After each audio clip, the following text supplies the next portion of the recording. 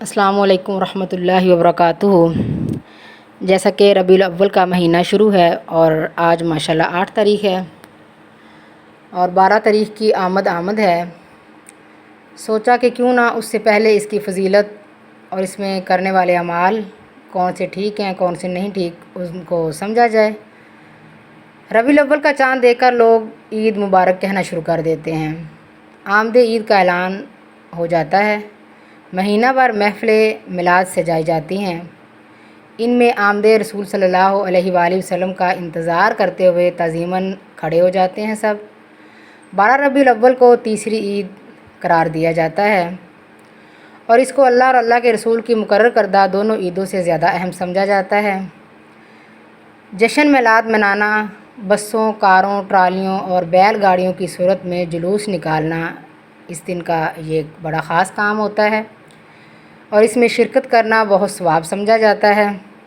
مختلف مقامات پر جھنڈیاں لگائی جاتی ہیں، نعتیں پڑھی جاتی ہیں، خانہ کعبہ، روضہ مبارک، مسجد نبوی اور بہت سے مقامات جو ہیں ان کے مقامات مقدسہ کے ماڈل بنائے جاتے ہیں، پھر ان کا طواف کیا جاتا ہے، کہیں آتش بازی ہوتی ہے اور کہیں رقص ہوتا ہے۔ بہت سے طرح طرح کی محفلیں 12 ربیع الاول کو سجائی جاتی ہیں اور سارا مہینہ اس کا تقریباً اہتمام رہتا ہے۔ یہ سب اعمال قرآن حدیث سے کیا ثابت ہیں؟ ہمیں قرآن حدیث کو سمجھتے ہوئے اس پر عمل کرنا ہے یا نہیں کرنا، آج ہمیں اس بات کو سمجھنا ہوگا۔ ہمارے نبی صلی اللہ علیہ وآلہ وسلم نے پیغام دیا اپنے صحابہ کو، اپنی امت کو، ترکت فیکم امرین لن تضلوا ما تمسکتم بہما کتاب اللہ و سنت رسول۔ جب تک تم ان دونوں چیزوں کو پکڑے رکھو گے مضبوطی سے، تمہیں دنیا کی کوئی طاقت گمراہ نہیں کر سکے گی۔ وہ دونوں چیزیں قرآن اور حدیث ہیں۔ جب تک تم خود ان کو پڑھو گے، جب خود پڑھو گے، سمجھو گے، اس پر عمل کرو گے، اس کو خود تھام لو گے، مضبوطی سے پکڑ لو گے، دنیا کی کوئی طاقت، کوئی فرقہ، کوئی راہ راست سے ہٹانے والا تمہیں صراط مستقیم سے کبھی ہٹا نہیں سکے گا۔ تم لوگوں کو دیکھا دیکھی کبھی اپنے آپ کو خراب نہیں کرو گے، راہ راست سے ہٹو گے نہیں۔ تو ہمارے نبی صلی اللہ علیہ وآلہ وسلم کی اس پیغام میں ہمیں اپنی پوری زندگی کو گزارنے کی ایک مثل مل جاتی ہے۔ تو ہمیں اس حدیث سے یہ پیغام مل رہا ہے کہ ہمیں اپنی زندگیوں کو کیسے گزارنا ہے، کہ اس مہینے میں کسی کام کی کوئی فضیلت قرآن و حدیث سے ثابت نہیں ہے، کوئی نص موجود نہیں ہے، نہ صحابہ نے کوئی ایسا کام کیا، نہ ان سے کوئی بات منقول ہے اور نہ قرآن و حدیث سے ایسی بات کوئی ملتی ہے۔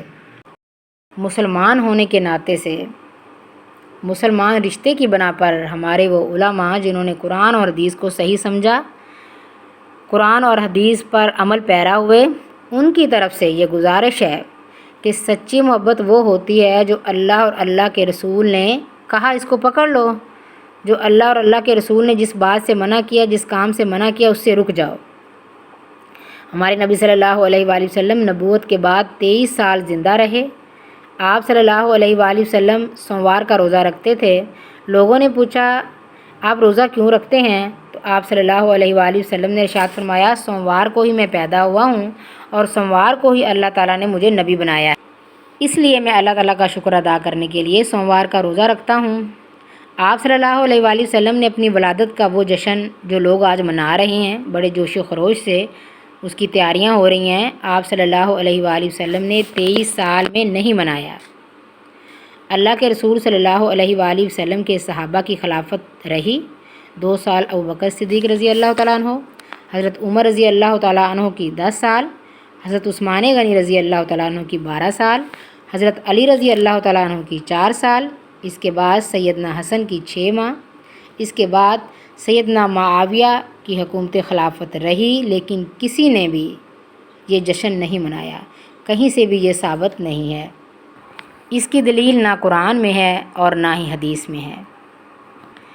اس لیے تمام علماء کی طرف سے امت مسلمہ کو یہ پیغام ہے کہ اللہ سے ڈرتے ہوئے اپنے اس مال کو ٹھیک راستے میں خرچ کریں، اس کو فضول نہ اڑائیں، والدین کی خدمت کے لیے خرچ کریں، नबी सल्लल्लाहु अलैहि वसल्लम की तालीमात को आम करने के लिए ख़र्च करें।